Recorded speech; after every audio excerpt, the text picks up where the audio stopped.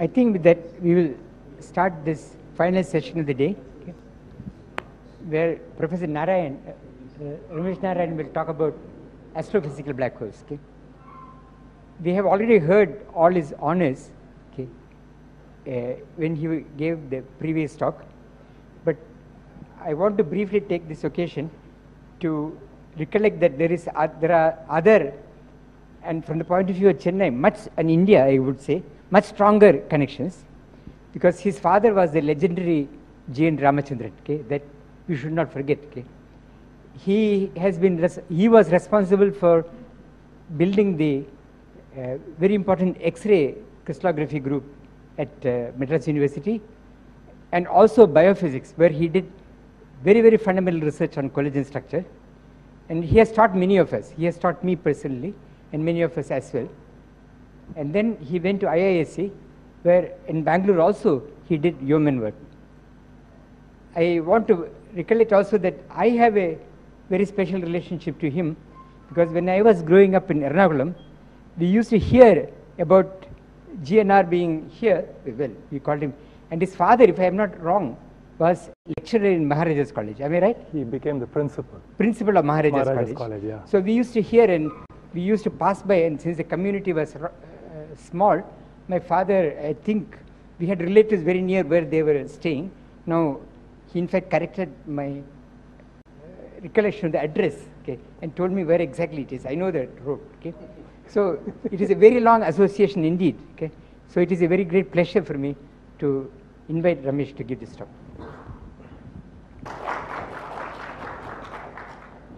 Well, it is indeed my pleasure to have this opportunity to give a public talk here. It is a public talk, I must remind you. It's also on a relatively soft subject, astrophysics. So there's going to be a tremendous contrast between this talk and all the talks that went before today. I mean, this meeting has had a lot of really good, deep physics discussions and topics, but I think today was really the limit. I mean, we probably heard the deepest, starting with Paddy and then all the others, you know, Partho and everyone else. I mean, this was just amazing. Very exciting, very deep, very fundamental. I'm going to talk about practical stuff. Nevertheless, just as I did in the talk yesterday, I'm not going to kind of sink into just giving you a list of facts or use jargon or just, you know, show you pretty pictures. It's going to be a kind of a physics talk, but it'll be dealing with practical things. The topic is black holes, practical astrophysics, things that actually exist in the universe for sure. So I'm going to have a few introductory slides for those in the audience who weren't here yesterday. But by and large, these are just repeat of things that have been said in several talks during the conference, including my own talk yesterday. So just to remind ourselves, black hole is, of course, what we have mostly discussed in this conference. More than half the talks have been on black holes. So it is this object that is predicted by general relativity. It's an object where gravity is so strong that all the mass gets compressed down to a point, a singularity. In fact, a lot of the deep fundamental physics we heard today was trying to figure out what exactly is that singularity when you start going to the quantum limit. That's not going to be relevant in my talk. So that's some singularity that exists deep inside this object. Surrounding it is this event horizon, which we also heard a lot about today. This one-way membrane, if you remember, and my talk was entirely on the event horizon yesterday. Things can fall in, nothing can come out. So this object is, of course, very different from any other object that we see in the universe. So this is my mental picture of, say, a neutron star. It's got some finite radius, it's got a finite mass, it's got a finite density, it's got a surface. All the neutron star stuff is inside, and the rest of the universe is outside. And you know, there is a two-way communication. Signals can go out, signals can come in. And everything in the universe is like this except the black hole. The black hole is this absolutely fantastic object. Okay. Now, a question that always comes up is, how massive is a black hole? Well, theory says a black hole can have any mass, essentially, down to a limit, the Planck mass, which is a mass that is made up from fundamental constants. Down here, at around this mass, is when quantum mechanics comes in and changes classical gravity theory. But at any mass greater than this, you can have a black hole. In fact, any one of us in this room could be a black hole, in principle. what we need to do is take all of the mass, say in my body, squeeze it into a sufficiently small volume, and if you go small enough, and small enough just means you have to be inside the event horizon for that mass, then you will automatically collapse to a singularity. Nothing will bring you back. So in principle, if you have a powerful enough machine to squeeze matter, any object, any macroscopic object of any mass greater than this can be squeezed and made into a black hole. But of course, for ordinary masses, nature doesn't do this naturally. Okay? There is no process that we can think of, though people do have ideas on how soon after the Big Bang, in the very early universe, there may be ways in which very low mass black holes could have formed, maybe even a whole range of masses. This is speculative. Those objects have never been seen. However, we know from astrophysics that quite standard low energy physics processes can produce black holes, provided you are talking about sufficiently massive objects. So if your mass is greater than 3 solar masses, say you've got a dead star which no longer has any heat to hold it up, and it dies and it contracts under gravity. If it happens to have a mass greater than 3 solar masses, and the limit may even be 2, we are not quite sure where the limit is, but certainly it's no greater than 3. So if you're above 3 solar masses, all of our calculations tell us that this object will collapse, nothing will stop it, and it will go all the way to become a black hole. In other words, physics as we understand it does not provide any stable equilibrium at these mass ranges above 3 solar masses. And the amazing thing is, such objects are found in the universe in huge numbers. And these are the black holes that we study in astrophysics. There are 2 distinct kinds of black holes we know. There are what are called stellar mass black holes, which, at least the ones we have found so far, are basically in this range, between 5 and 20 solar masses. These are produced essentially by the death of massive stars, not the sun. The sun has too little mass. It will only become a white dwarf.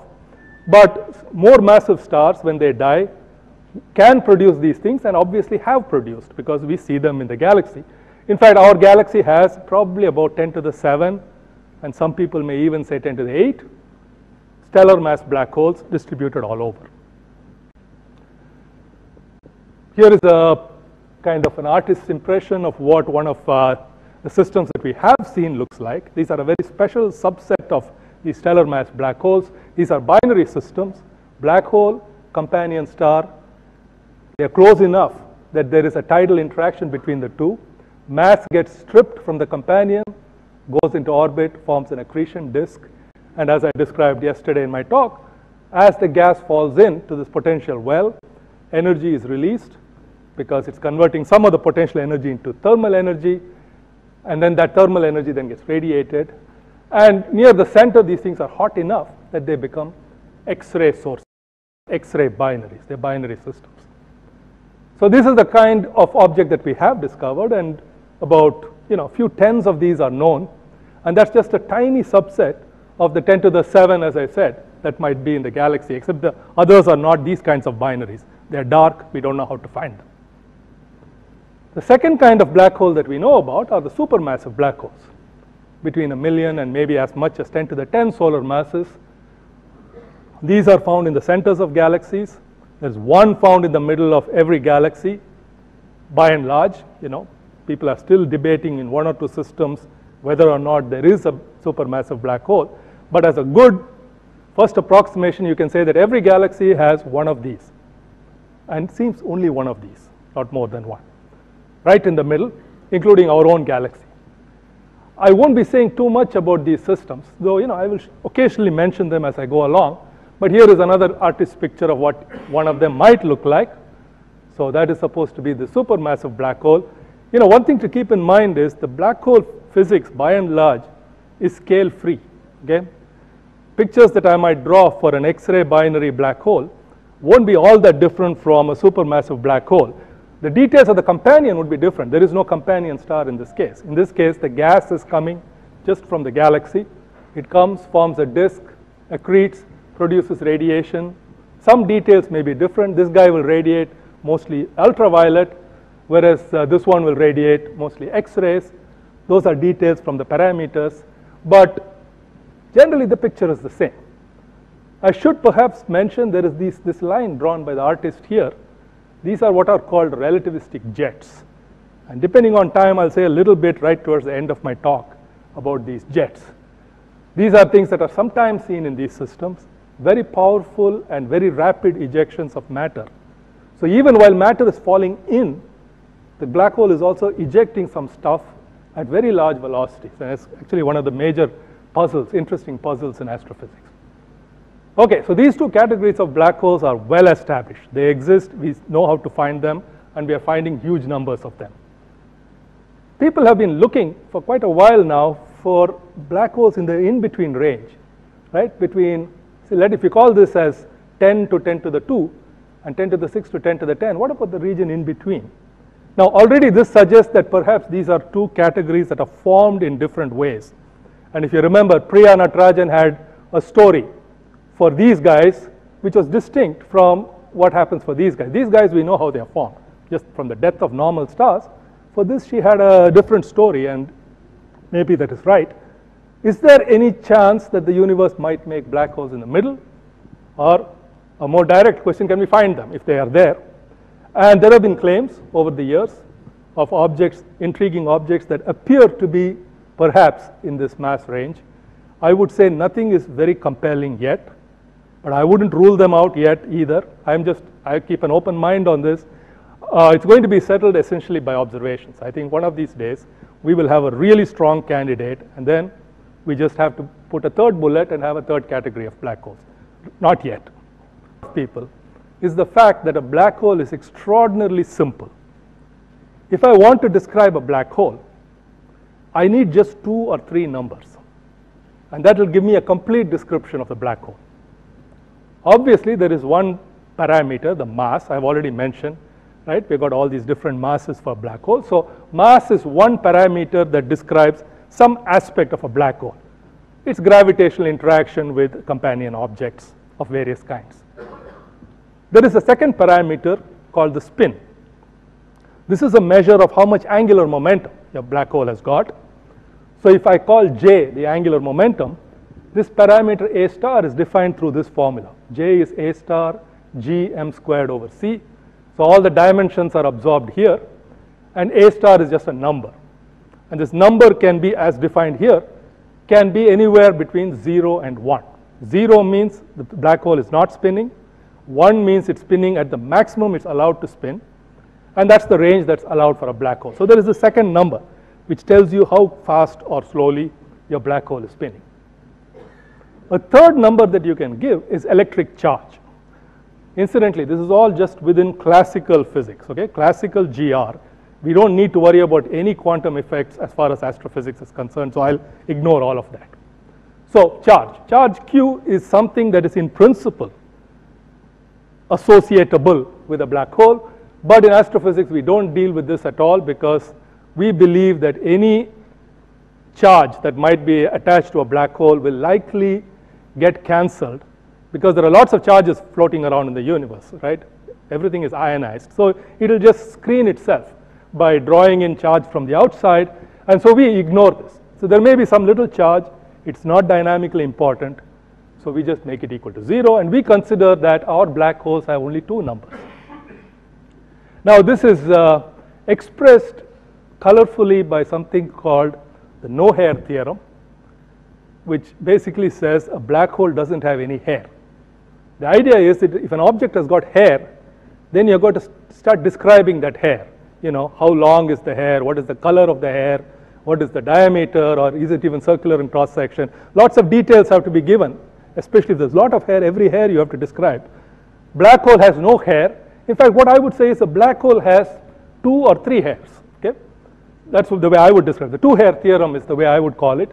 So astrophysical black holes can have 2 hairs, which we can go and try to measure and do stuff, but they cannot have any more hair. This is what the theorem says, and it says so because there is an exact solution of Einstein's general relativity field equations, the so-called Kerr metric, which is an exact representation of a spinning black hole, and it seems to be the unique solution. And that solution has only 2 parameters, m and a star. Now this is something that really struck Chandrasekhar. There are a couple of places, and I'm sure in many other places where he has written on this. So if you look at his mathematical theory of black holes and go to the prologue right in the front of the book, this is what he has written. The black holes of nature are the most perfect macroscopic objects there are in the universe. The only elements in their construction are our concepts of space and time. And since the general theory of relativity provides only a single unique family of solutions for their description, they are the simplest objects as well. So it's just this unique solution which has got two parameters. So you can tune those parameters to describe different objects, but it has only two parameters. Right? That's the amazing thing. You can't put additional parameters and make your black hole more colorful or more interesting or whatever. That's all there is to it. Now he commented on this again later in another lecture, Nora and Edward Ryerson lecture, Patterns of Creativity. And there he has written, this is a lecture now, so it's not a book, so he's being a little more open.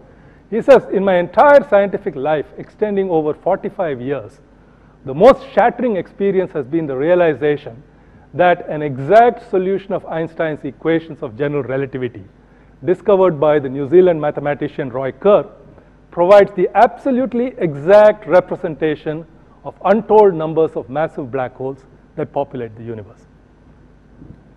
Exact solution just means, you can write the whole thing down analytically, which is an amazing feat when you think about it. This is what is incredible. It is an absolutely exact representation. It's not an approximation, right? When we say, okay, let's treat the Earth as a sphere, that's an approximation. The Earth is not a sphere. I mean, it's squashed. It's got mountains. It's got oceans. It's got you and me. It's got hair, basically. You got a lot of stuff that you need to describe. But in the case of a black hole, this is an exact representation. And if there was a black hole in the universe, because I'm talking about what are called stationary black holes, things that are not changing in time, I just need two numbers and everything else is just fluff, exterior. The object itself is completely described. Okay, so when you come face to face with something this fundamental, and this is fundamental in the sense, a black hole may be an enormous object. As we saw, it can be up to 10 to the 10 solar masses. And the solar mass, as you know, is more than 10 to the 33 grams. I mean, these are huge, huge objects. It's still as simple as an elementary particle, right? It's got a mass and a spin, except this is not a quantum mechanical spin. It's a continuous variable. But other than that, it's got two numbers. Okay, if you want, give it a charge. But how can you have such an enormous object be so simple, like an elementary particle? What we want to do, of course, is now, when we find a black hole, astrophysical black hole, we want to go and measure these numbers. So for most of the rest of my talk, I'm going to tell you how astronomers measure these numbers, how far we have come in doing that, and what have we found so far from these measurements. From, this is just kind of the way a physicist would approach it. If I've got such a simple quantity, let me go and measure it. Of course, ultimately, I would like to then actually check this no-hair theorem. We don't know yet how to do this. If I have time, I'll have one slide on this at the end. But the first job is to go and measure the parameters. Then we can test the theorem. Okay. Let me start with mass. Measuring mass is easy, at least relative to measuring spin. And astronomers have been measuring mass, as you know, using basically the laws of gravity. Newtonian gravity, of course, but using those laws, basically, example, Earth going around the sun gives us the mass of the sun. In the case of planets, you look at what their moons are doing, you get the masses of planets, you can get the masses of stars if they are in binaries, you can get the mass of the galaxy, the mass of the universe. Masses of everything can be measured ultimately by just looking at some dynamical motions, applying the laws of gravity, and just calculating a few simple things. So for instance, this is something for the, the youngest students in the audience, just to remind you where it all goes back. If I have a mass m, and I have a test particle in circular orbit around this mass m, it's going with some velocity v, and let us say the radius of the orbit is r, we have got a nice simple little equation like this, which says the gravitational pull is exactly, the acceleration due to gravity is exactly equal to the centripetal acceleration in the circular orbit. And then you can rewrite this in a form that is convenient for astronomy. M is equal to v cubed p over 2 pi g. V is the velocity of my test particle. P is the period, how long it takes to complete one orbit around the central mass. And you can go and substitute 30 kilometers per second, which is the speed of the Earth around the sun. You can put a P of 1 year and you will get the mass of the sun. This is a calculation that was done a few centuries ago, but you can repeat history quite easily using these numbers. So if you want to measure the mass of a black hole, what you do is you go and find a test particle around your black hole and measure its V and you measure its P, and you'll get the mass of the black hole. It's not absolutely straightforward, but I'll tell you how this is done. We do have a test particle, not a very good test particle, but we have at least a companion star, which perhaps you don't see very well, but that's okay. Believe me, there is a companion star here, which is going round and round this black hole. This is my accretion disk. So you've got this black hole. There's this companion star. It's going round and round, and most of these are in circular orbits, as it turns out. So the simplest formula works. What you do is you go and look at the light from the companion star. And because it's moving, there will be Doppler shifts in the spectrum of this companion star. And so you can look at the spectral lines in the spectrum of this star as a function of time, and you can plot how the velocity of the star changes as a function of time. And you'll get a plot like this. So you just go periodic up and down, up and down, up and down. So you get a measure of the velocity of the orbit. It's not exactly the velocity, as I'll come to in a second, but you get something that looks like a velocity. Then, of course, you will get directly the period, because you know exactly how long it takes before it repeats and starts the next cycle. That's just from the data. So the period is very straightforward. So both the period and this amplitude of velocity are relatively easy things to measure. And so you go back to your old formula, which says m is equal to v cubed p over 2 pi g, and you plug it in here, and you say, okay, I've got v cubed p over 2 pi g, that's my black hole mass. Well, it's not quite the black hole mass because of two correction factors you need to apply. One is due to the fact that this companion is not a true test particle. I mean, it's a whole big star. It's got mass. Often it's not a big deal because that companion is a star that may be like the sun or even smaller than the sun, whereas the black hole has got 10 solar masses. So the companion is quite lightweight relative to the black hole, and so the correction that it causes is not very large. In any case, this is the factor that comes in when you do the calculation. So there's a 1 plus ms secondary companion mass over black hole mass squared.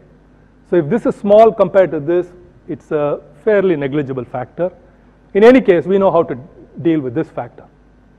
This is a more serious factor. This comes due to the fact that we are not really measuring the velocity of this test particle in its orbit. Doppler effect only gives you the line of sight velocity. So if you imagine that the plane of the orbit is tilted and the companion is going like this, it has a certain real velocity in its orbit, but you projection on the line of sight basically reduced by sine I, where I is the inclination. So what you measure is the true velocity multiplied by sine I. So this is really not truly v cubed, but v cubed sine cubed I, and so there is some correction factor. So the quantity you can measure is approximately equal to the black hole mass, but with correction factors, of which one is something that we can easily deal with. One is a lot harder, but people have techniques. I won't go into the details. Astronomers have figured out ways of doing the sine cubed I. I'll mention just one trick in a second. And then you plug in the best guess values for these quantities and you get the mass of your black hole. One side point I will make is you can easily convince yourself by looking at these factors that this quantity v cubed p over 2 pi g, which is called the mass function, is always a lower limit on the mass of your central compact star. The X just stands for X-ray, the X-ray emitting star. Okay, the mass of your X-ray emitting star has to be greater than this f of m. It's because this factor is always less than unity, which you can see quite easily by just looking at it. So what that means is observations give you through just dynamics an absolutely rock solid lower bound on the mass of this object. With a little bit of extra astronomical input, it will also give you the actual mass. Even if you doubt all those secondary arguments, the lower bound is something you cannot question because it's just based on Newton's laws of gravity. Now, the inclination I said is difficult, and people have techniques, but once in a while it can be measured rather accurately. This is when the system happens to be so nearly edge-on that it eclipses. Right? Imagine you've got two stars going around each other, and this black hole, let us say, is producing a lot of X-rays. If the system is edge-on, when the black hole goes behind the companion star and you are observing, you won't receive X-rays for a certain while. Right? This is what's called an eclipse. It just is hidden by the companion star. And among all the black holes that we have found so far, mostly in our galaxy and in a few nearby galaxies, there's one system alone that happens to be an eclipsing black hole. This is a system M33X7 in a nearby galaxy M33. This is the X-ray light curve. So this is all coming from this accretion disk, and then suddenly during this phase, it just suddenly drops to 0. Then it comes back, and then you wait for its orbit. Next, the furthest behind the companion star, again it goes to 0. So eclipsing systems are wonderful. I mean, you know that clearly it's nearly edge-on, and in fact with a little bit of analysis you can even get a pretty good handle on the true inclination angle. Any case, this is a kind of system in which you would get really accurate mass measurements, and we do have one. And I should mention, so in fact let me show you the table. So here is a table which is, I think, practically complete. I might have missed one or two objects. This is a table of all the stellar mass black holes for which semi-accurate mass measurements have been made through dynamical measurements, Doppler measurements, and all the rest that I described. So you can see the the values I'm talking about. Basically, as I had said earlier, it's between 5 and 20 solar masses. This one, M33X7, this is the eclipsing system. We have a pretty accurate measurement. This is basically the plus minus 1 sigma range that I've written here. What is remarkable about this is, this guy, M33, is a galaxy that's almost a megaparsec away. Most of these systems are in our own galaxy, just maybe 1 kiloparsec, few kiloparsecs, occasionally maybe 8 kiloparsecs away. And this guy is 100 times further away, and yet it's got among the most accurate mass measurements. You would never have measured its mass if it wasn't eclipsing. It's that eclipse that really made the difference, and that's why this is now the champion. The most distant black hole also happens to be the most massive, guaranteed most massive black hole among the lot we've got so far. Okay, so that's the story on how to measure masses of black holes and X-ray binaries. You have seen aspects of this work in various talks, how you measure masses of supermassive black holes. And this is a movie showing what has been achieved for the center of our own galaxy. Right? There is a supermassive black hole in the center of our galaxy. Its mass has been estimated to be somewhere like 4 or 4.5 million solar masses.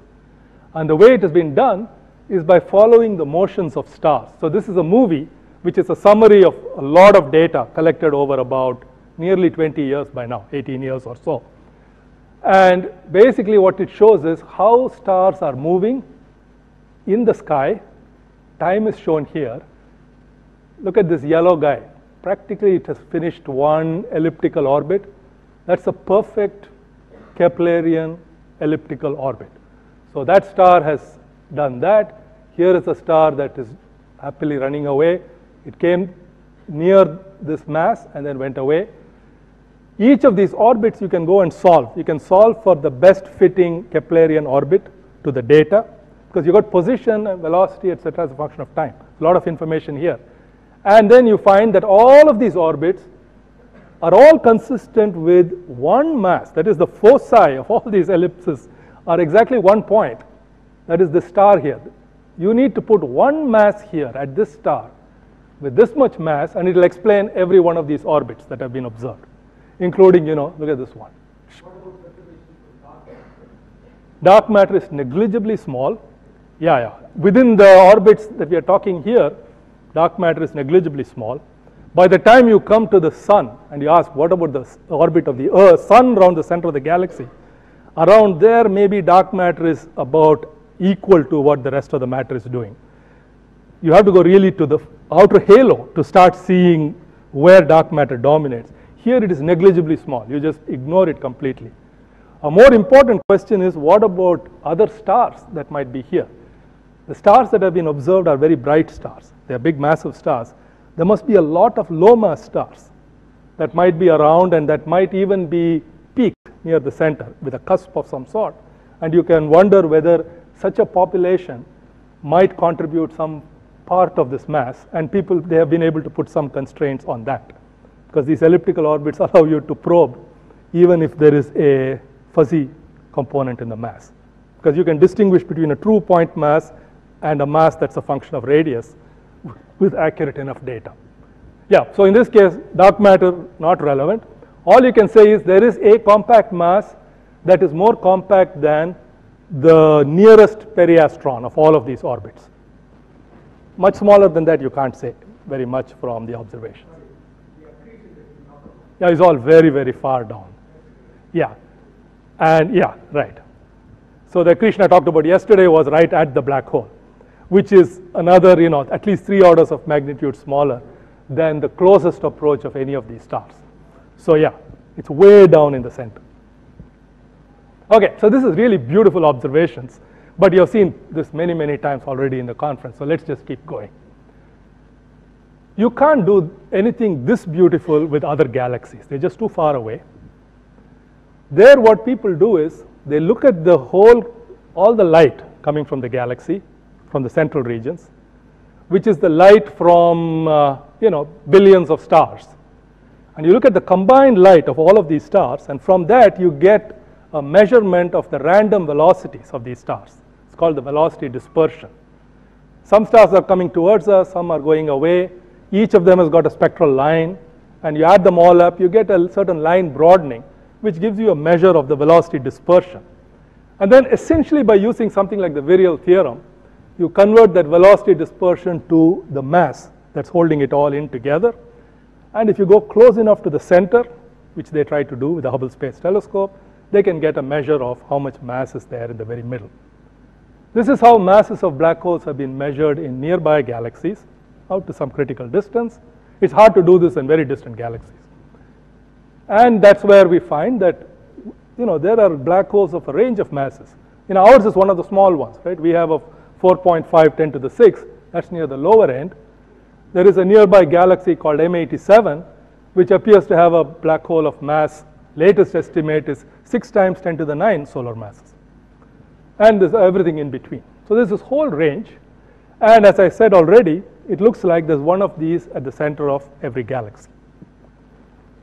More interestingly, the black hole and the galaxy seem to be correlated in some way.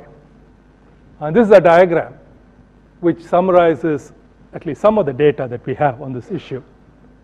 So this is a plot of all the galaxies for which we have a measurement, direct measurement through dynamical methods of the mass of the central black hole. So that is plotted in the vertical axis. It's a logarithmic scale. Okay, it goes from 10 to the 6 to 10 to the 10. Horizontal axis shows the velocity dispersion of the galaxy. So how much random velocity does the stars in the galaxy have? And you put all the points, and while there is some broadening down here, there is overall a pretty strong correlation in the sense that the more massive black holes reside in galaxies with larger velocity dispersions, and the less massive black holes reside in galaxies with less velocity dispersion. Now this velocity dispersion is in fact a measure of the overall mass of the galaxy, number of stars in the galaxy. There are models of galaxies which can translate this to other quantities. But the interesting point I want you to think about is, this is a property that's a property of the galaxy. And a galaxy is about, at least 10,000 light years across. Sometimes 30,000, 100,000 light years across. The black hole, even these big black holes, is really small. The biggest guys are still no bigger than the size of Mars's orbit or maybe Jupiter's orbit. It's just the solar system size. The scale, which is like an hour across. So 1 light hour may be the size of the black hole, and we are talking about maybe 100,000 light years is the size of the galaxy. how do they know about each other's properties? This has become a big industry, huge amount of research being done today, many ideas around on how galaxies and black holes are able to talk to each other across this enormous range of scales so as to produce a correlation like this. This is the so-called famous M sigma relation. And the story seems to be that the black hole may be tiny, but it has a pretty big punch. And those jets and other things actually go out and influence the way the galaxy evolves. And at least that's the story. I don't know whether I believe it completely, but that's a very interesting area of research that's going on today. Good. No, the problem, yeah, Bhaskaran, of course, that's true. So you can say they're born together, and when they were born, they had this correlation. But our current paradigm for the evolution of structure in the universe says that every galaxy started as a multitude of little pieces all over the place, and then over the age of the universe, they have merged and merged and merged and merged. M87 may have a mass of 10 to the 12 solar masses now, but it started life as 10 to the 6 different 10 to the 6 solar mass lumps. And when you see this correlation over all this range of mass scales, and for it to survive through all of these mergers is quite a trick. Somehow nature is doing it. And this is why people are struggling to explain it. So I want to now go to spin, and I seem to be going much too slowly, seem to have run out of time, but we'll get there. So I want to now talk about measuring the spin of a black hole. That's the only other parameter, right? So we may as well go and measure it. We do expect our black holes to be spinning, right? That's obvious. Everything spins in the universe. There's always angular momentum. And especially if you imagine collapsing a star, and the star was initially spinning, it collapses and makes a black hole, conservation of angular momentum tells you that the black hole will also be spinning. And you'll have some value of A star between 0 and 1, because that's the only range allowed. So let's go and measure this. And start off by recognizing that this is not easy. Mass is really easy. Mass is easy because it's a long-range force. Mass, see, there are two parameters in the Kerr solution. There is mass and there is spin. Mass maps onto our Newtonian mass. The gm over r squared force, it's a long-range force. You can put a companion star at any distance, and it'll go around in a Keplerian orbit. All the physics we know. We can make measurements at very large distances and still measure this mass. Spin is a much more short-range force. I don't know whether I should want to call a force, but you can ask, the influence of spin is much more short-range in nature. Out where I have a companion star, spin has almost no effect. The only thing that you can measure out there is m. You need to measure motions to extraordinary precision before you will see the effect of spin out there. Where spin has a really strong effect is near the center. So what you need to do is, you need to find test particles very close to the center, near the horizon or within a factor of few of the horizon, measure their motions or do something, and thereby measure what the spin parameter is doing. And that is what our accretion disk fortunately does for us. We've got gas, right? And the gas is coming further and further in, and right near the black hole, it is orbiting. It's a test particle. In fact, it's a very good test particle. There's so little mass in the disk that you can truly treat it as a test particle. This guy is not a test particle, but definitely this is. So you've got a test particle going around in orbits, and if we could only do something with those orbits and try to interpret the data, we can actually go and measure the spin parameter. And this is the idea that everybody has had. And there are basically three ideas that are being explored as of today. I'm going to talk about only one. This is the method that we have been developing in our group at the Harvard-Smithsonian Center for Astrophysics. Now I should mention, the work that we are doing is in collaboration with my colleague Jeff McClintock, who is a very famous X-ray astronomer. So Jeff and I are leading a group with a lot of students, postdocs, and more senior colleagues who have been pushing this method. And I'll just give a quick summary of what our method is and what it's done so far. There is another fairly large effort based on a so-called relativistically broadened ion line. I won't say anything about this, but I just want to mention it so that you know that there is this method. It exists. It has also produced results. It's in the literature, etc. The tick mark means it's actually producing results. This one is not yet producing results. It's a promising idea. It's based on so-called quasi-periodic oscillations. The idea is that if there is some fluctuations in the signal from a system, the fluctuations must represent some kind of normal modes of the accreting gas, and those normal modes will be sensitive, if they are coming from the center, will be sensitive to the spin of the black hole. And if we were only smart enough, we would be able to back engineer measured periods and other properties of oscillations and get back what the spin of the black hole is. So it's a great idea. It hasn't yet delivered because we don't have the model yet to do this, this reverse transformation from observations to spin. But I'm very hopeful that this will start giving results soon. So I'm going to talk about the X-ray continuum spectrum method. And I need to introduce a little bit of physics about orbits for people who have not seen general relativistic test orbits. So let me start by reminding you, we already saw what happens when you've got a test particle in Newtonian physics. Very easy, gm over r squared is equal to v squared over r. Bang, bang, you can solve for everything. And then what you find is, whatever radius you put your test particle, there's a solution. You get a nice orbit. Velocity will increase as you come to the center. Period will decrease as you come to the center, but you can do it at any radius you want. Moreover, these orbits are stable. That is to say, if you set up a circular orbit and somebody comes and pushes your test particle a little bit, it will still be in orbit. It won't be circular any longer. It will be a little bit elliptical, a Keplerian ellipse, but it's stable. It's not going to run away and do crazy things. This is not true in general relativity. Now, you might have guessed that something has to change in GR because the Newtonian solution does have the velocity increasing as you come to the center. Somewhere it's going to become close to c. Then, Newtonian physics is wrong. You just have to use at least special relativity. In fact, you should use GR. So what we can show is that in general relativity, if you take as a specific example a Schwarzschild black hole, which is the name for a non-spinning black hole, you can only have stable circular orbits if you put your test particle at a radius greater than 6m. This is in geometrical units. What I mean is 6 gm over c squared. So there is a special radius, 6 gm over c squared.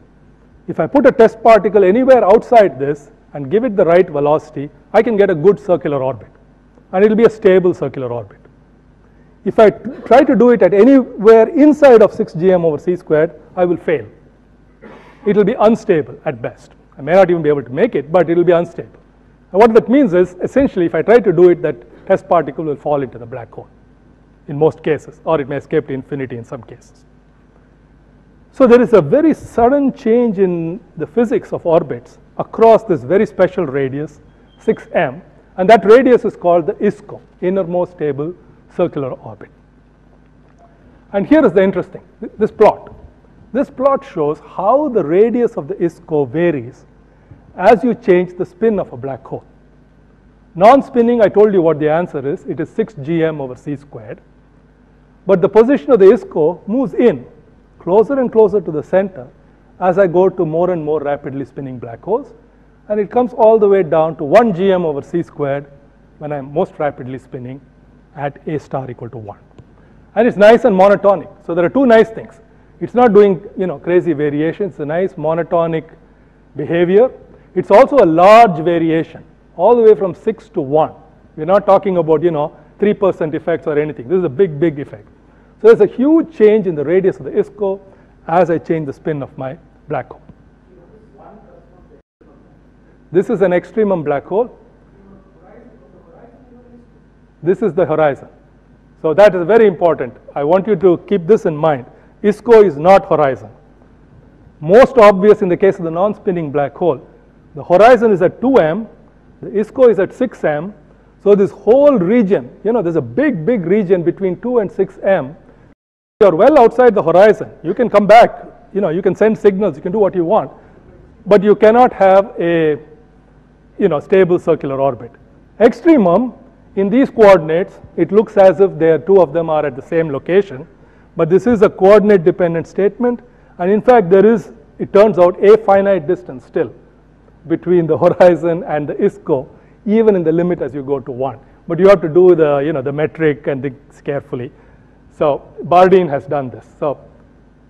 But in these coordinates, it's basically just Boyle-Lindquist coordinates, this is what you find. So the point I want to make here is, if you can somehow measure the radius of the ISCO, you can measure the spin. This is the idea. So we want to go look at our black holes, measure the radius of the ISCO, then use this plot. So if I suppose I happen to look at a system, if it has an ISCO at 6 gm over c squared, I know that it is non-spinning. If it has 3 gm over c squared, I'll go find out where it is in this curve, and I'll say the spin is 0.78. And if it has 1 gm over c squared, I'll say, yeah, spin is practically unity, and so on. And the fact that it's monotonic makes this inversion very straightforward. So how would this work in the case of an accretion disk? Now think of the accretion disk as these gas test particles going essentially in circular orbits. Right? You start with gas out here, and it goes round and round and round and round numerous times, slowly coming down to the center. At any instant, it's in a practically circular orbit. And that is true so long as circular orbits are available. However, when the gas comes to the ISCO, it crosses the ISCO and suddenly says, oh my God, there are no more circular orbits available. But the gas has come there. What's it going to do? At this point, it just falls into the black hole on a dynamical time. This evolution is very slow. Slowly it's coming in. And then bang, it just falls in, essentially on the free fall time from here to the black hole. In terms of observables, what this means is the following. This whole stretch, all the way from wherever you started down to the ISCO, the gas is producing heat through the viscous dissipation and all the details that you don't need to know, producing heat, converting potential energy into heat and radiation and all that, producing radiation. In fact, most of the radiation is produced near the center because that's where the potential well is deepest. But this final free fall, there's no more energy being released into heat. It's just converting potential energy into kinetic energy, falling through the horizon and disappearing. So in an idealized sense, this is what we think a disk would look like. It would look very dark on the outside because there's not much energy being released. It's getting brighter and brighter, very bright near the center, and then everything will stop. There will be almost no radiation, a little bit of residual radiation, but negligible quantitatively, from a central black dark region whose size is equal to the ISCO radius of the ISCO. This hole or black spot will be large if I have a non-spinning black hole because the ISCO is at 6m. It will be much smaller if it's a rapidly spinning black hole because the ISCO is a lot smaller. So the same mass, if I have two black holes, one spinning and one not, and if I could look at the disks, this would give me a small dark region, this will give me a large dark region. How long it takes to fall in? The free fall time, oh gosh, it depends on the mass of your system. But for systems I'm going to talk about, I would think it's like millisecond, perhaps less. Let's just call it a millisecond or. Oh, it's very drastic. The time it would take to come from there to here, I want to say weeks, maybe weeks, I don't know, yeah.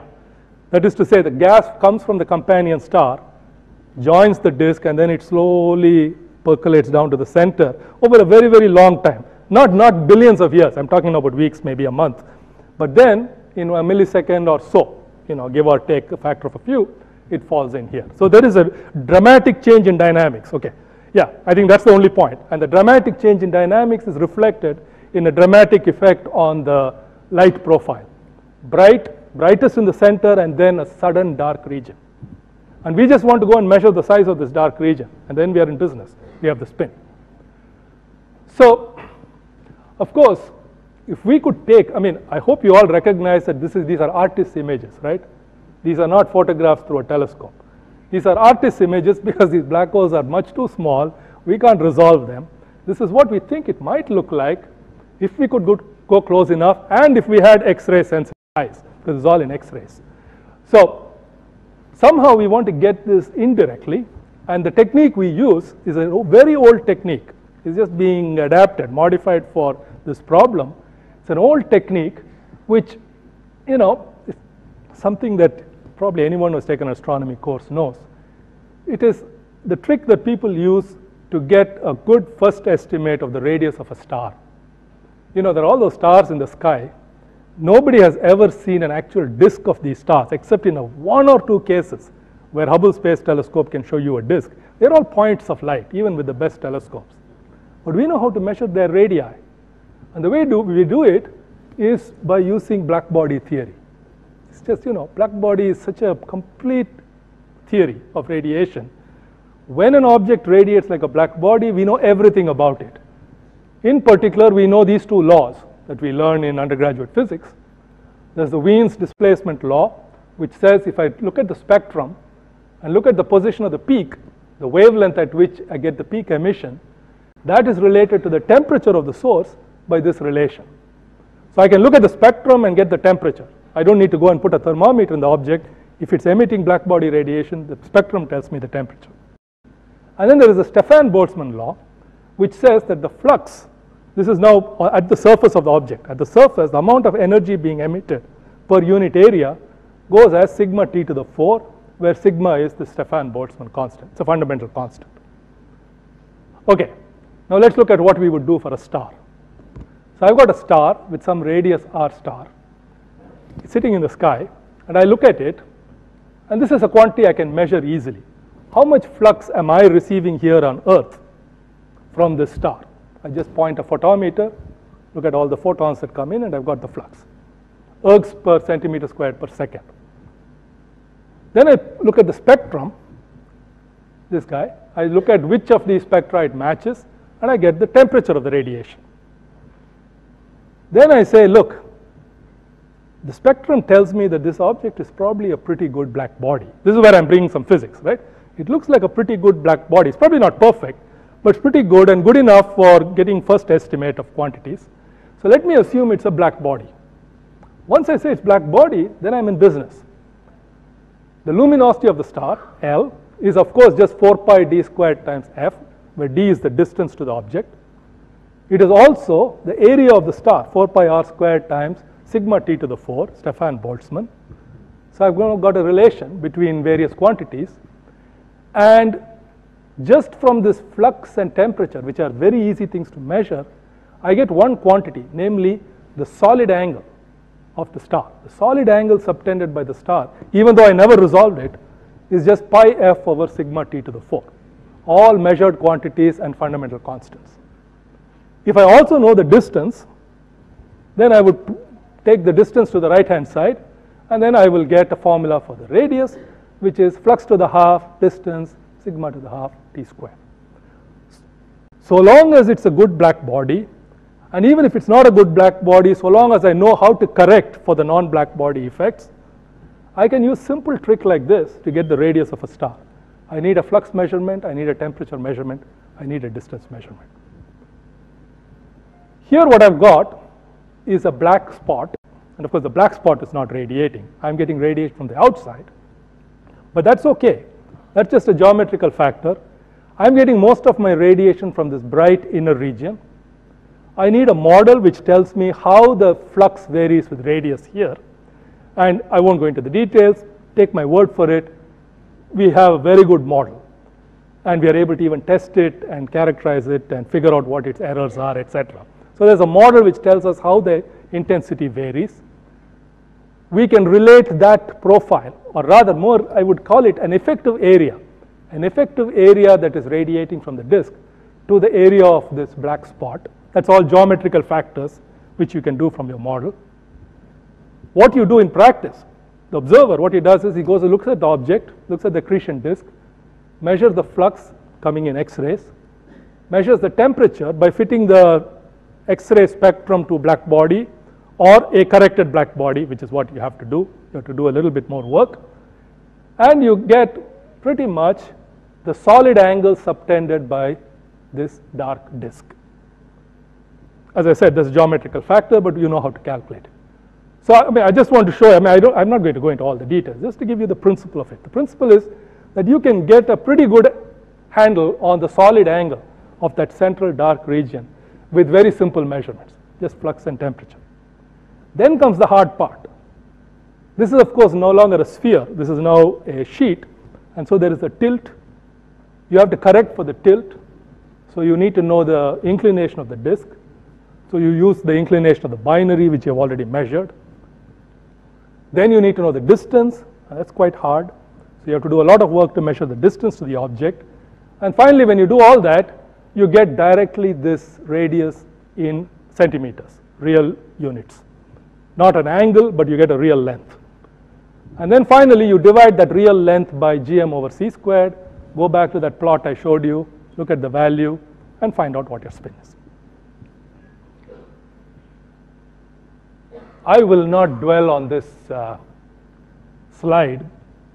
This is just to kind of alert you to the fact that quite apart from the business about corrections to black body that I mentioned, which is a lot of classical astrophysics, this is an absolutely relativistic problem, right? We're looking at particles very close to a black hole, so you have to get all of your relativity straight.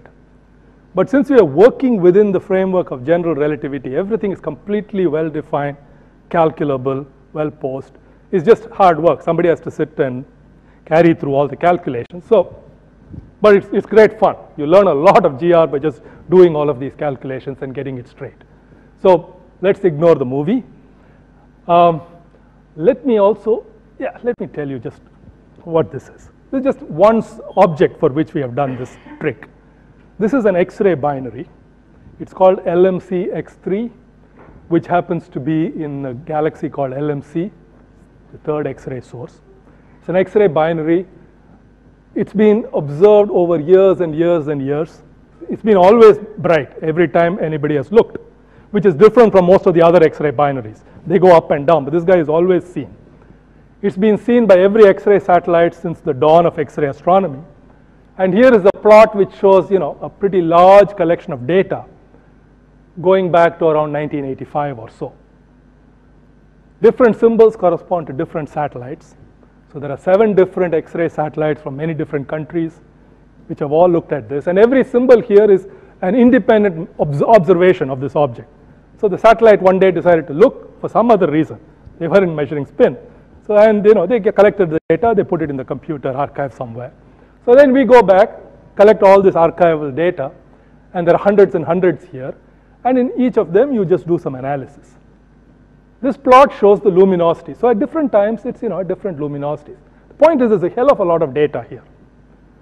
We make a cut on this data. I won't go into the reasons why we do it. There are dangerous regions where we shouldn't be applying our models. We know where we should be applying the models. But that still leaves a lot of data. In fact, there are, I think, 403 spectra still left over here. Now what you do is you go and analyze each of these data independently. You treat it as an independent experiment.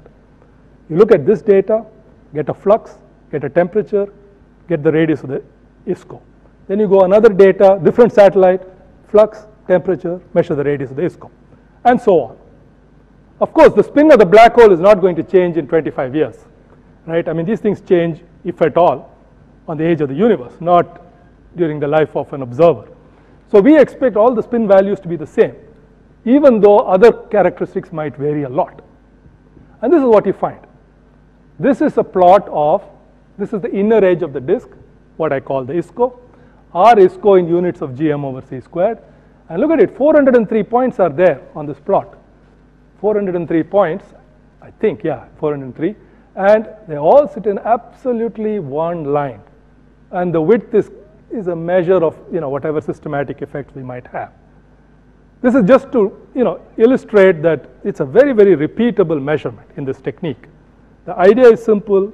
You can do it repeatably. You have to worry about systematic effects. We are doing the best we can. I don't know whether we got them all, but that's where we are. This is another source just to show you that that's not a special case. We can get very, very consistent results. What do we find? Okay, so far our group, this is Jeff McClintock and myself and our colleagues, we have done 9 objects. We have measured spin values for these 9.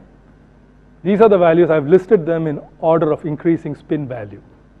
So going all the way from practically 0 to practically 1. I'm surprised, frankly. I thought they would all come. I actually expected them all to be down near 1. I just thought angular momentum conservation will push them all up to the edge. But I really don't understand why the 9 systems we have looked at so far really seem to span the entire range. There's a lot of astrophysics to be done here. What's the meaning of these numbers? But before that, we have to make sure that the numbers are reliable. As I said, we're doing our best, but you still have to worry about it. Our models do not permit us to go above 1. I'm sure somebody is wondering about that. Can you go beyond 1? The models do not permit it, but the data don't seem to require it. The data seem to be happy, close to 1, but don't seem to want to go beyond 1. Our models do permit to go below 0. We can go up to -1. All that means is that the black hole is spinning in the opposite direction as the accretion disk. So we allow for that. None of the systems has wanted it so far. They're all in this positive range. So this is what we have got. I think since we ran out of time, I think I should better wrap up soon, right? Okay, so I was going to talk about jets, but I'll just show 1 or 2 pictures. I won't go into too much detail. Spinning black holes, spin, you can say, okay, there's a second number, you measured it, what's the big deal? The thing that I would like you all to keep in mind is that spin is a truly important, qualitatively important fundamental parameter of a black hole. I would say actually spin is more important than mass. Mass just tells you how big it is. Small guy, big guy, this is also the same thing. A spinning black hole is different from a non-spinning black hole. You can't just scale the non-spinning black hole and make it look like a spinning black hole. There are fundamental differences. And this comes out in the metric itself when you look at the Kerr metric. So, it's what I've written here. Mass is just a scale. Spin is a fundamental property of space-time. You might have heard this term called dragging of space-time. If I have an object that is spinning or a black hole that's spinning, space-time itself is being pulled along in the vicinity in the forward direction. So if I put a test particle around a spinning black hole, if I send it in the forward direction, it will have a certain property. And if I send the same test particle in the backward direction, it will have a different property. This won't happen in Newtonian physics, right? I can reverse the Earth's velocity around the sun. Exactly the same velocity, I'll get the same orbit, just going backwards. Not true in the dragging of frames. Dragging really makes one direction different from another. And there are many other interesting effects. I'll mention just that there is one fantastic possibility, first identified by Penrose, namely that spinning black holes may be a great source of energy in the universe. We all have this mental picture, black holes just eat stuff, suck in stuff, and nothing can escape. They are terrible monsters. But in fact, spinning black holes actually have extra energy which they are willing to give if you're just clever enough to figure out how to get the energy out. This was figured out, Penrose had shown, we call it free energy. There is some extra free energy associated with the spinning black hole, which with the suitable device, and Penrose himself came up with a very, unlikely device for doing it. We think the device might involve magnetic fields. I don't want to go into all the, the ideas that astrophysicists have, but astrophysicists have been fascinated with this possibility that these black holes which are accreting may also be machines that can provide extra energy through their spin. And one of the most popular phenomena where this idea has been attempted and still being attempted is for these relativistic jets. You remember those pictures where things come out? These are all jets. So this is some radio AGN. Stuff is coming out. Stuff is coming out. This picture doesn't show it, but this beautiful jet in Cygnus A, which is coming out. And so these things are very common. There are jets found around many, many accreting black holes. They are very powerful. They're also very rapid. They're relativistic. So, they're going with Lorentz factors of a few or even few tens. And they're carrying a huge amount of energy when they are present. And the question has always been, what's powering all this? Seems to be the spin. That's what everybody thinks. There must be something very special. I've got a spinning black hole, maybe that's doing it. Let's see how it agrees with our data. This table shows the same 9 systems, and I put a J across every one of the objects that has actually shown a jet. None of these objects has a jet at the time, okay? That's the first thing to remember. Jets are very sporadic, they come and go. But I put a J if a jet has been seen. And a jet has been seen around 6 of the 9 objects. These 3 have not shown jets. It could just mean that we haven't caught them in the right mood. But the fact that the J extends all the way from 0 to 1 makes me worry that maybe we are missing something. It could mean that our values are just nonsense, right? We made some mistake in our measurements, or the models are not good, and we are doing, as I said, the best we can to improve these numbers. But if there is some measure of truth in these numbers, it could mean that jets fundamentally don't require a spinning black hole. The spin may help. Maybe these are more powerful than those. We can look for such correlations.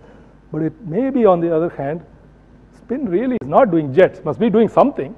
Penrose's process, or Penrose's free energy, is a source that nature surely knows a way to use, but maybe it's not using it through jets. I don't know. This is just an open question, just to tell you where things are going. And I better stop at this point if I can find my concluding slide. Summary. So here's the summary. We have lots and lots of black holes in the universe. There are 2 kinds. There are the stellar mass black holes, which are millions and millions in each galaxy. The big ones, which are 1 per galaxy. Spin estimate, which has been a kind of holy grail, and people have tried and tried and tried.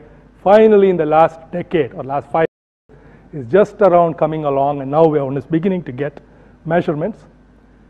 We all expect, just as physicists, and the fact that we believe nature is very smart, we all expect spin to have something very profound to do with the phenomena we observe.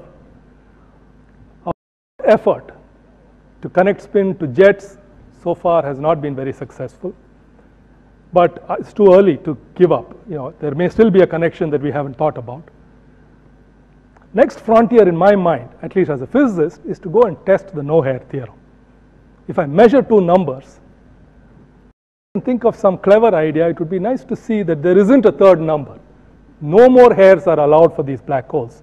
I don't know how to do this, but I'm just saying that this would be a logical next step if one were to look at black holes with the eyes of a physicist. So let me stop at that point. Thank you.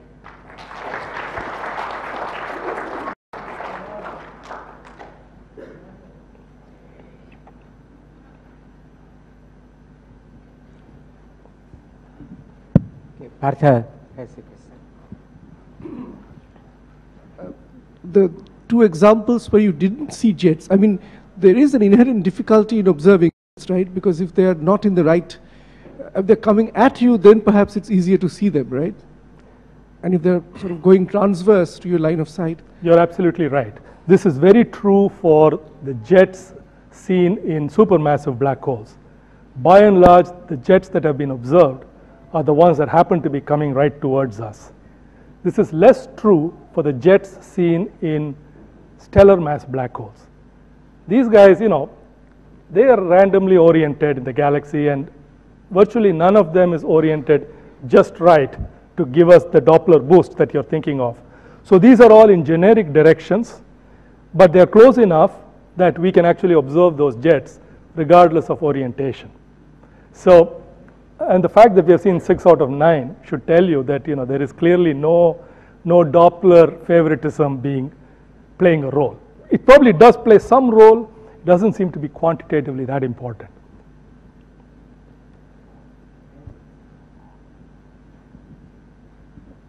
You mentioned 2 ways in which spin is measured, right? And one of them you explained. The spin measured by others, are they agreeing? Are they for the same black holes, or are they agreeing? That's a real loaded question, yeah. I will tell you the following. Okay.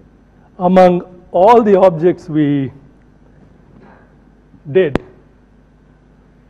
one of them, we ourselves with the help of the iron line people, also studied using the second method, the iron line method.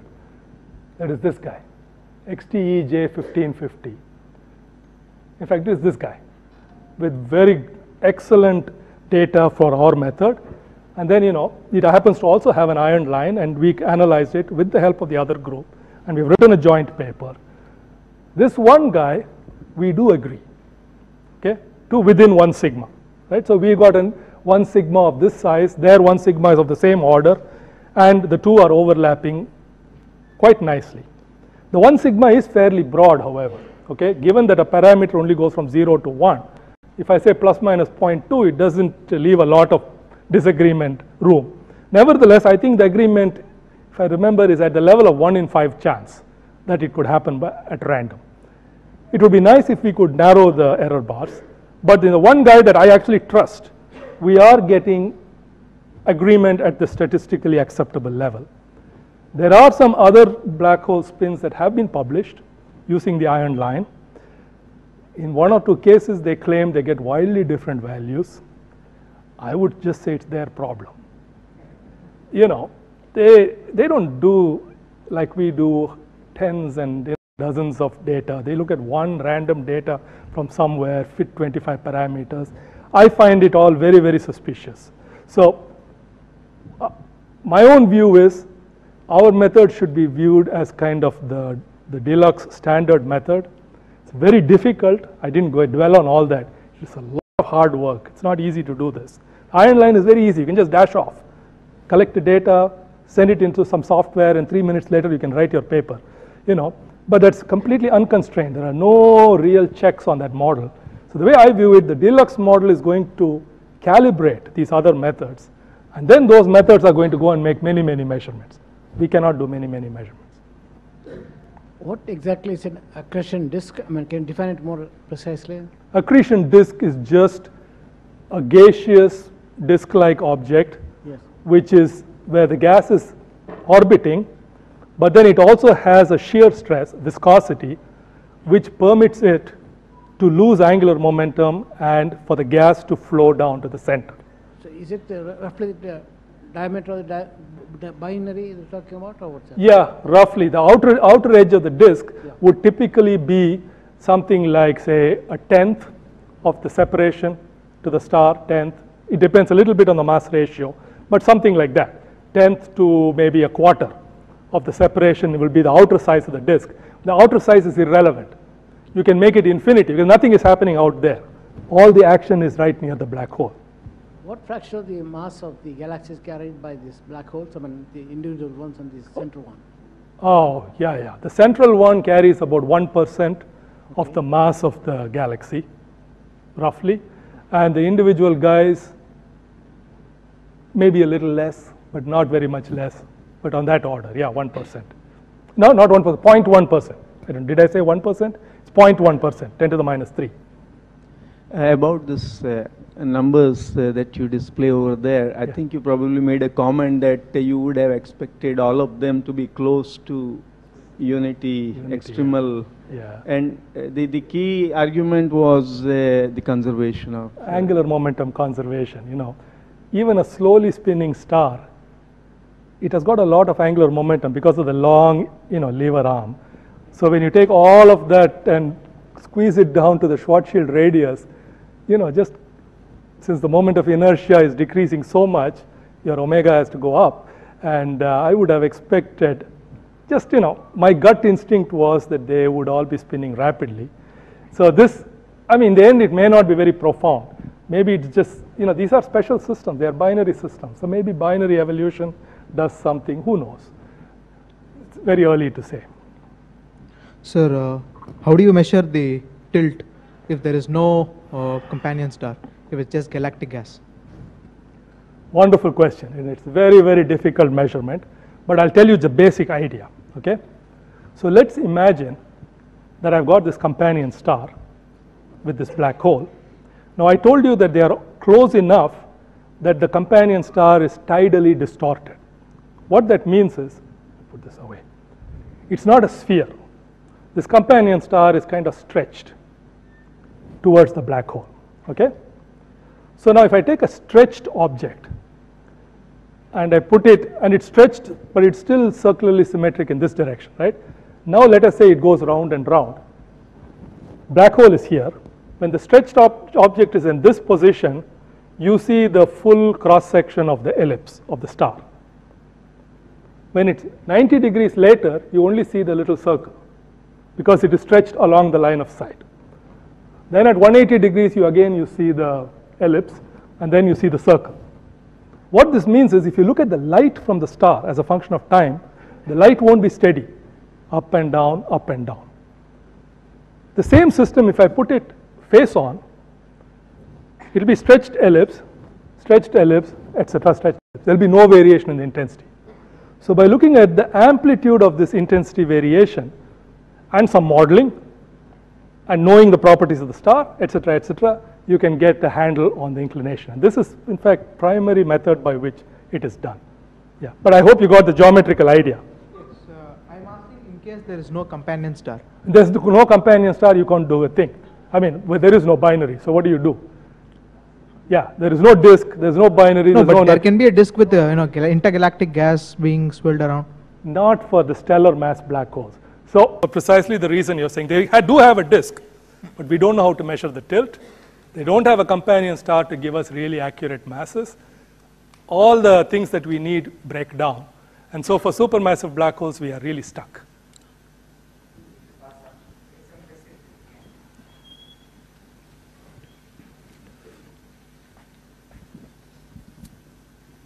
So suppose the mass of the nearby star is higher than the mass of the black hole. What will happen? Does this prevail in the universe? Does this prevent? In the universe? Yes, it does happen, yes. So let me see if I can go back to one of my early slides.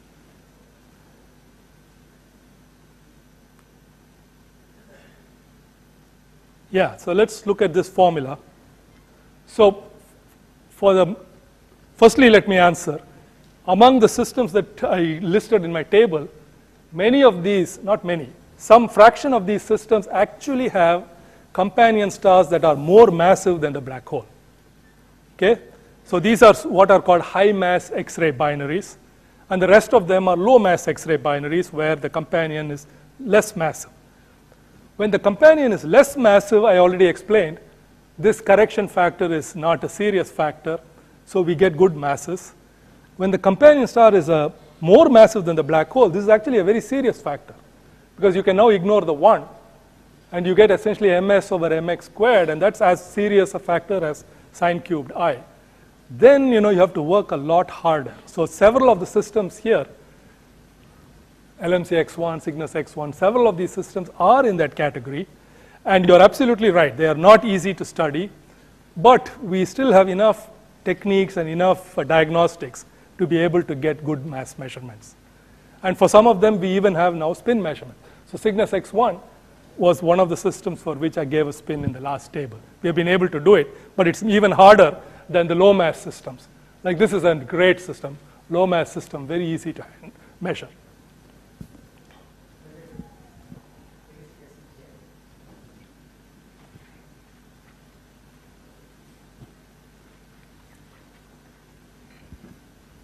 Now, how do we measure the charge of a black hole?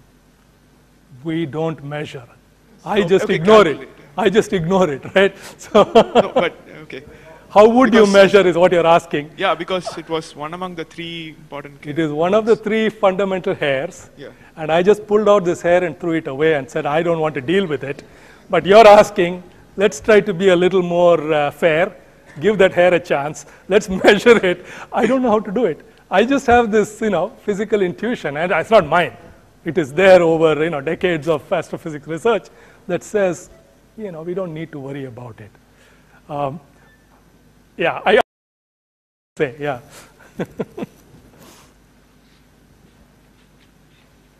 Bhaskaran, just a remark.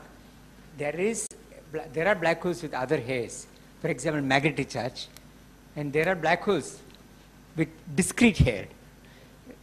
This has been known for some time by people like Frank Wilczek and co. But I doubt that they... I think the same question we should ask. How would we measure these hairs? You don't. Please tell us. Yeah, I think these are good questions. Yeah. Yeah. There are. I mean, what I mean is, this is not the end. Sorry. This is not the end. There are others. Magnetic charge is well known. But this discrete hair is still not well known. But they happen in, say, grand unified theories, things of this kind. But I have no idea how to measure them. Okay. I have many questions, but I will ask only one question. You showed the stars orbiting close to the black hole. So they are very special. For example, our sun is far away, so it doesn't go around anybody else with short periods. Yes. So what about planetary systems around those stars? Are they more likely to be there, or these orbits will be more chaotic? And I'm very curious about... Oh. People have whole conferences on the dynamics of those stars. In fact, the big mystery is how those stars got there. Because what's special about these stars is that they are rather massive. Very massive stars die young. This is one of the things that you learn from doing stellar structure. That big massive stars live only for a short period of time. At the same time, we believe that it's very difficult to form stars very close to the strong tidal force of a black hole. So the standard view is that these stars must have been produced somewhere else, and then somehow they have migrated into the center.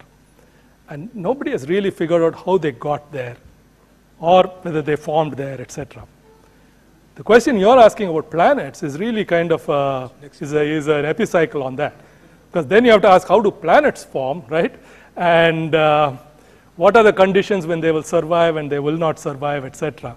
So I would say until we know how these stars formed, we cannot address the question of whether they have or do not have planets. It would be hard to measure planets. They're too far away. The planets that have been discovered so far are typically in nearby stars. Not close to the center of the galaxy, yeah.